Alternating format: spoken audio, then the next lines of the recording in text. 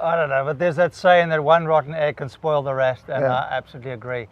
And when I interview crew or try and work out if they can fit in, I kind of follow the A crew ethos a little Okay. bit, because you guys like to create a lot of fun and do team bonding exercise in Yeah, a fun way, yeah.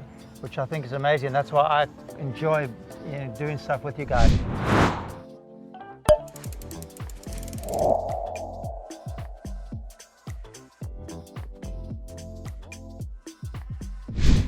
And welcome again to another great episode of the Superyacht Engagement channel, and we're still in Mallorca, home base, and I am very happy to be together with Clive today. Clive, Captain Clive, thank you for doing this with me.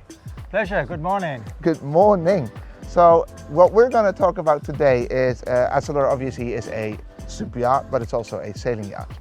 And I want to talk to you today like how important the team is on a sailing yacht and how you manage to get that amazing team together. And then I want to move also into like, and how do you select your vendors so that like everybody watching can get like a bit of like, pick your brain a little bit on how you've done it and see what they want to do, if they want to copy anything, if they can get something, maybe you can comment on how you do it differently, if you've got any tips, and then we'll just, maybe I'll come by and interview you next time. You never know.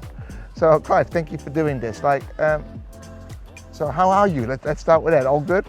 Yeah, everything's under control. Solari is under refit at the moment. Yeah. She's been on the go for 2 years non-stop, so it's time to give her some TLC. Yeah. And everything's going to plan, and we'll be launching late spring, ready for a hectic summer ahead. Lots of charter guests. Thankfully, lots of repeat charters, so we feel like we're on the right track. Great. And then obviously for that summer, you're going to need your team. Absolutely. So a team on a sailing yacht is very critical. We got to work in harmony day in, day out, and crew with continuity, who know the boat well, and we all get on well together is key.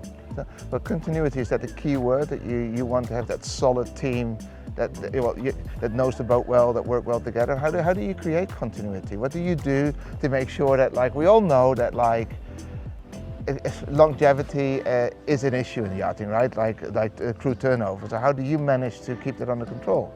I think I'm smiling here, but a lot of luck's involved, because to keep a good team together is tricky. Yeah. However, of course, once you got all the certification and paperwork in hand, they fit the right criteria. Yeah. What you really need is a fun crowd.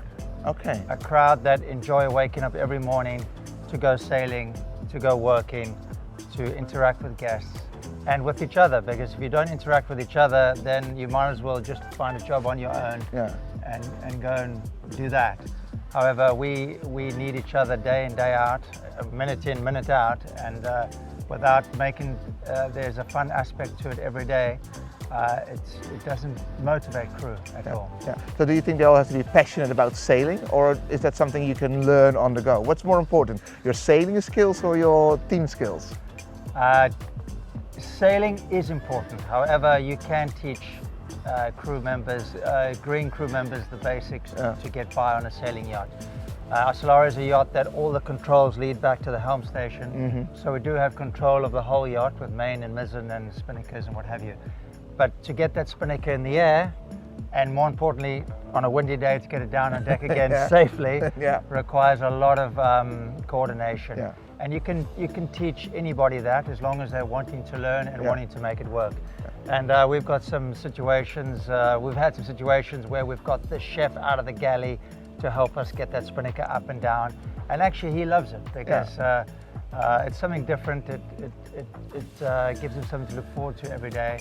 And I know when he's cooking, he's looking out that hatch and seeing the sails that have been filled in and filled out. And when he sees us prepping for the spinnaker, he kind of knows he's going to get that call. So he's putting away his pots and pans, getting ready to get out on the deck. And what's great is the charter guests and even owners, they love it to see the chef out there pulling ropes and getting all hot and sweaty. And at the end of the day, we sit down around the crew mess and have a laugh and reminisce about what we achieved today. And we all, to have all 6 of us to be involved in that moment is excellent. Yeah, I believe that. I mean, and you're saying you're 6 of you, like, so if you ever have to hire a new person, you have to be very, very careful that like you don't ruin the chemistry, right? Is that like how do you manage that? Do you involve the team? Are you just like, are you lucky, or you have got great psychology skills? What is it, Clive? I don't know, but there's that saying that one rotten egg can spoil the rest, and I absolutely agree.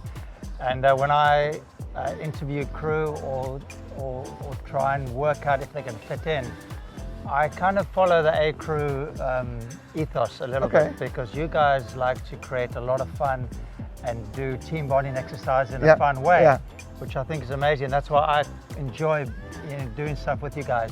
Because when I interview, it's a case of, yes, you got the right paperwork, yes, you sound right, but at an interview, they're always saying the right thing to please you. Of course. So I try and take them out of that sort of zone and get them involved in. I always say, okay, look, you have a week trial, and during that week, we'll do other exercises. We'll maybe go sail a dinghy, we'll maybe go do this or that and the next thing. And then they can show me what they can really do. And if they can adapt to situations, I know they'll be fine further down the road. They're lucky that you do this with them, right? Because I don't think they, like, everybody's looking for their job, but I think if you're part of that team, well, you'll be loyal to them as they are loyal to you. Oh, it's give and take, absolutely.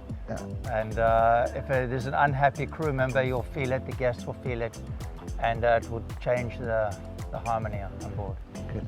Let's go to this is great, but I want to see if there's a relation on how you select vendors and suppliers as well, because obviously you're a people person. Like, I mean, you're passionate about sailing, you're passionate about the vessel, you know everything, but you also understand how a team dynamic works. And do you do the same with vendors and suppliers? How do you select them? How do you get on board with Clive? Okay, so of course Mallorca is easy because I've been here for more than 20 years, and I have my favorites, and if they're busy, obviously you go through the list. But when you arrive in a different setting altogether, you obviously talk to other captains, get their recommendations, which, I mean, captains don't mince their words, by the way. If contractors fail or do something wrong, a lot of people know about it. So word of mouth is a big thing, but then also if I don't have that tool to use, I'll probably go to their office, meet them. Depends, if it's a small little job, it doesn't really matter. It's not critical, but if it's a big task, I'll go and meet them in their office, see what it's like, and get a feeling for their environment. And decide, okay, can I risk this task with this company, and get to know them, talk to them, and then slowly but surely give them more leeway to take care of the job. You just said something interesting. You said, can I risk that task? Because some people can give that task, but you say, can I risk that? So you always look from it from a risk perspective. Absolutely. Everything from small to large. It's if one person has a lapse of concentration, they pick up the phone when they're doing a critical job, whether it's a contractor or crew member servicing a winch, and they forget one part, it could blow up into something big. Gear failure and injury and... Exactly. Okay, so guys, if you're a vendor supplier, I think what Clive said is very true. They all talk to each other. They're very, very honest to each other, captains. I mean, I think that's like, they're kind of risk avoiding, because that's part of the job. We don't want the boat to sink. We don't want people to get injured. I think that's your key responsibility in the end, safety on board. And so reputation, work on your reputation, deliver on what you need to deliver, and it's all's going to be fine. This was great. Thank you so much for doing this with me, Clive. It was a pleasure. It was a real pleasure. And by the way, we're going skiing together end of this month in Montenegro. See you there. Winter Games. Winter Games, pick it up.